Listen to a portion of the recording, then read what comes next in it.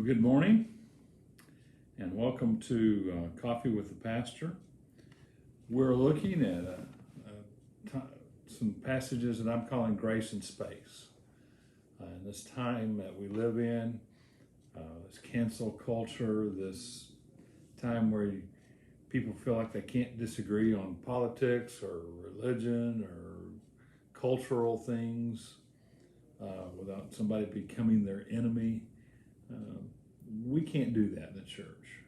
We can't have that. We have to be able to get along with each other, and we have to be able to get along with the world. That's what we've been called to do, is to love each other and to love others. And so we're looking at how Jesus handled people, how he dealt with people. And we've been looking at that. In fact, I'm getting so excited about it, I think I'm going to expand people he was looking at. But today I want to look at John chapter 5, where Jesus heals a man who had been an invalid for 38 years. And let me just read it. It's not many verses. John chapter 5, he says, "Sometime later, Jesus went up to Jerusalem for one of the Jewish festivals. Now there is in Jerusalem near the sheep gate a pool, which in Aramaic is called Bethesda, and which is surrounded by 5 covered colonnades. Here a great number of disabled people used to lie, the blind, the lame, the paralyzed. One who was there had been an invalid for 38 years. When Jesus saw him lying there and learned that he had been in this condition for a long time, he asked him, 'Do you want to get well?' 'Sir,' the invalid replied, 'I have no one to help me into the pool when the water is stirred, and while I'm trying to get in, someone else goes down ahead of me.' Then Jesus said to him, 'Get up, pick up your mat, and walk.' At once the man was cured. He picked up his mat and walked." Jesus is going by the pool of Bethesda. Now, I have visited the pool of Bethesda. They have uncovered the ruins of it. It is very close to the temple, but it would not have been inside the gates. It would not have been inside, obviously not the Temple Mount, but it would have been outside not only of the temple area, but it would have been outside of the wall of Jerusalem. Now that's kind of a big point right now, because this pool here was considered to have healing powers. And of course, in some of the other translations, they put in something that was added later. It probably wasn't in the original text, but it was added where an angel would come stir it, and the first one in would be healed. There's a lot of speculation about what this pool is.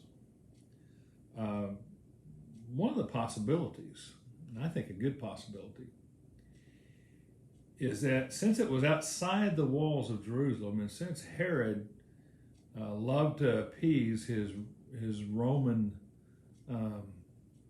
government overseers, I'm not sure that it wasn't a temple that was pretty popular in that time, built to the god of medicine and healing. The Greek god was Asclepius, and they would have what they called Asclepions, and they would have healing pools. They would have a temple where you would come and worship, but then they would have healing pools where people could get in, and supposedly the waters had healing powers and things. And it would make sense to me that that's what that was, and that's why those people were there. So not only would you have a man there desiring to get well, but you would also have a man there who possibly was worshiping an idol. But we're not sure about that. But Jesus walks by the man. This is a great encounter. And somebody told Jesus, "Hey, this guy's been here a long time. It had been 38 years. So Jesus walks up to him and asks him a question. He said, "Sir, do you want to get well?" What's interesting is his answer. "Well, I don't have anybody to help me. When the waters stir, I've got nobody to help me in. I don't have any help. Nobody's helped me. I can't get. I can't get in." And he starts making all these excuses. So what Jesus asked him? Jesus asked him, "Do you want to be well?" And after Jesus listens to all his whining like that, he said, well, if you want to be well, pick up your mat and walk. And the man does. I think Jesus' way he communicates with people is so beautiful, and he has an art that we need to pick up today. Jesus knows how to, he knew how to ask the right questions. And asking questions is a very good thing. It shows that you're interested in that person. Trying to get to the heart of matters with people in a relationship. You're not preaching to them. You're not talking at them. He just asked him a question. Do you want to be well? It's a question that we have to ask ourselves. Do we want to be well? I know people who spiritually are not well who really don't want to be well. I know people who emotionally are not well, and I don't think they want to be well. I think they like being that way. And but Jesus asked this man, do you want to be well? Because if he gets up and takes up his mat, I mean, he was making his living by begging. As people would walk by going to the temple, they would probably give money to these folks. And so he's going to have to go to work now. And he's going to have to leave all of his friends that he saw every day underneath those covered porches that they had there by the pool. And so the question was strong. But I like how Jesus dealt with him. He said, do you want to be this? Do you want to be this way? And Jesus heals him. And I hope that we can learn some things from Jesus. One of the things that we need to understand is that Jesus was very big in healing,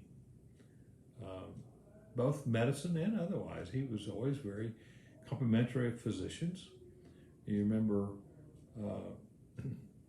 a couple times, he uses it as an illustration about physicians. He says, the church isn't meant for the well, but it's meant for the sick. And he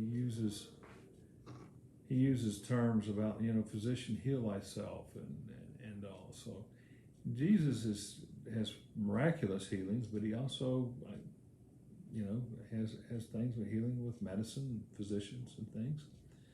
So I hope that we'll be about healing people physically, spiritually, and emotionally.